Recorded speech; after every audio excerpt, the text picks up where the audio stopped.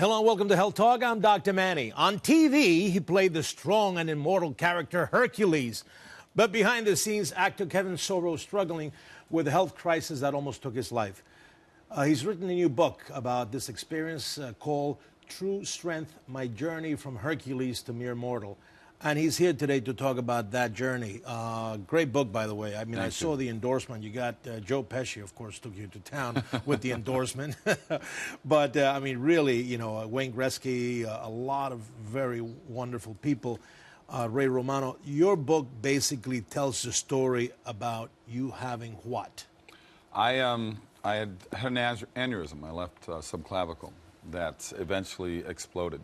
So here you are, you know, muscle guy, exercising, take care of yourself, always did the right thing. And this aneurysm in your shoulder, what it did, it kind of broke up or it created small clots? I shot the series in New Zealand, and I was just finishing season 5 in the show. I was heading back to Los Angeles to do some publicity on a movie I'd shot the year before. But I had pain for like 3 or 4 weeks. I had these 3 fingers were getting very cold.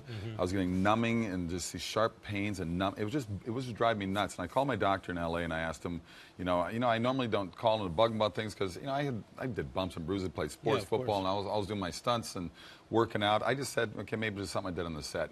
He said, have you smashed your funny bone lately? You know, you think maybe you smashed your ulnar nerve. Maybe just that can create the same thing. So I took it at that, but when I got back to the States, to LA, it was bugging me more. I went to see him, he found a lump in my shoulder. He said, this kind of bothers me. He says, I want to get a biopsy on that. At the time, he didn't tell me this, he thought it was cancer, but he didn't want me to know. He just wanted to get a biopsy done on it. I went to the gym to work out. Couldn't even pick up 10 pounds. I was just so much pain, I said, this is ridiculous. So I went to see my chiropractor down the road in Santa Monica. I laid on the table, I hear a voice as loud as I'm saying now, do not let him crack your neck. I hear that voice. He hasn't cracked my neck in 8 years. I've been going this guy off and on for 8 years. Right. I look at him, I said, what did you say? He said, I didn't say anything. I close my eyes again, do not let him crack your neck. I hear that voice again. So this is your inner body speaking to you. It was somebody telling me something, trying to tap me on the shoulder and say, don't let him do it. He cracks my neck. I said, why'd you do that? It felt like he needed it. I get in my car, I leave. Within a couple minutes, there's a pop in the back of my head, and also my vision is just all over the place. I felt like my head was inside an aquarium looking through the water, looking through the glass, and I couldn't figure out what was wrong. I called my, at the time, fiancée, who's now my wife. I said, I don't know, I'm not feeling too good. Something weird happened. She said, well, I'll come get you. I said, I'll drive. I drove that way back to her place. So you didn't even go to the hospital? No, I drove there 10 miles. I get there. I had another episode that all of a sudden my balance went. My balance was just shot. And I knew that I'd suffered strokes, but I was in total denial of it. I did not want to admit to it. I knew I wasn't well. Why would you? How could you relate? I mean, you're very young, even I was still in my 30s. Then. I mean, come on, that's the least thing that you well, you know what? I mean, I know that they told me what they look for usually. I know, but I mean, that's I don't fit. You were not. You were not smoker. You didn't have hypertension. Nope. No high blood pressure. You weren't taking not any overweight. of that. So what? I mean, why think about that? But 2 more hit, and the 4th one that dissolved was my speech. My speech went. She froze, I froze. So when you had all these symptoms that you were feeling, so you did not work them up? I mean, you didn't go to the hospital, you didn't get a CAT scan or didn't go to the hospital until the speech went, and then we realized. So you waited until the last one was the most dangerous one. I was living in denial, complete denial. So what happened? Your whole lifestyle kind of changed? Well, it changed. I mean, as soon as I got to the hospital, they went through an angio. They started pumping. This arm was turning blue. I mean, by then, hundreds and hundreds of clots. So you still have the aneurysm here? Yeah. So they went through an angio, and they pumped in Coumadin and heparin, and they busted it all up. I was in ICU for probably 8 days. Obviously, to cancel. The movie was about to start. I went through 3 months of rehabilitation, basically learned to walk again. Did you have any motor deficiencies? I mean, big time. Imbalances? Big time. And things like that? I constantly felt like I was falling backwards. It wouldn't stop. It doesn't matter what position my body was in. I felt like I was falling backwards. And I had this humming generator sound in the back of the base of my skull that drove me nuts. It went on for 24 hours a day for at least the first year of the strokes. I couldn't get rid of the sound. When did you start feeling better?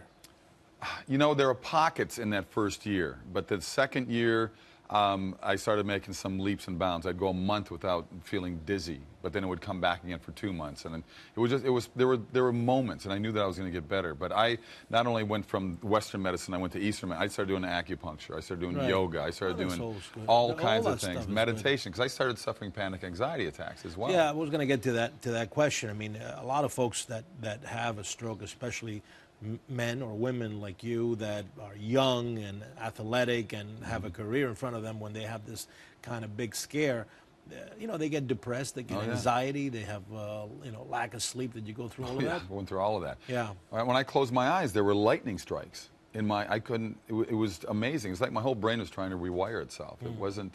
It was a long process. When used to work 14-hour days, lift 2 hours a day. When I went back to work months later, I dropped at least 15 pounds of muscle. I walked on the set, my whole crew's looking at me like, oh my God, he really is sick. Right. I went to like 1 or 2 hours a day for the first, half a year. I was just slowly building up to even get to 8 or 9 hours a day. Why do you think that you kept your strokes a secret? Were you afraid of the problem itself, or were you afraid of, that other people may take it in a different light and compromise your career? And both of those things, no question. No both those questions, things. Yeah. I was, the studio kept it quiet. They talked about the aneurysm. You can find footage from '97 when it happened of them saying he's in the hospital at Cedars-Sinai. He's got an aneurysm. He's going to be fine. So the studio even covered it up because I was an investment to them. They still had 2 more years in the show. We were the most watched TV show in the world. Right. There was money for them.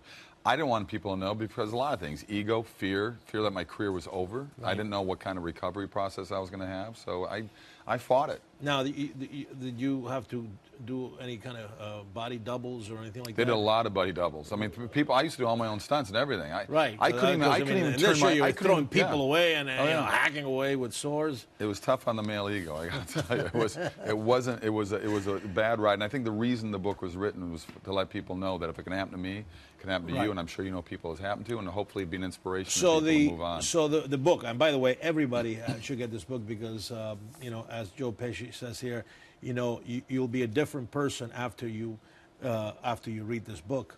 What are you doing now? Because you look terrific. Well, I'm saying, I finished the last 2 years of the series. Now my wife, my wife is, oh my God, Kevin is coming. He's very hot. So what are you working on now? Well, I obviously after Hercules, I did 5 years in another show called Andromeda, a Gene Roddenberry show, and since then I've done about 30 movies. I got about 6 of them that are done in the can right now. The other ones have already been on TV or whatever. 3 of those will be on cable. The other 3 will be in the theaters. I just finished the one down in Texas. I start another one next month in Nevada, and I start another one. So you're back. In January. You're back to your old ways, Kevin. Well, you're back to your old ways, Kevin. You're burning the candle in 3 ends. No. I've learned to relax a little bit. I've learned to relax a little bit. I take life a little slower. Trust me. All right. Well, listen. Thank you for coming. Thank you for this terrific book. Everybody should get it. It's very, very important. So please get it. Just came out. It's available probably everywhere. Amazon.com, Barnes & Noble. Go to kevinsorbo.net. You can find all kinds of information on there about where to get it and what's going on with my career. All right. Terrific. Thank you so much. Thank you. I appreciate your time. Thank you.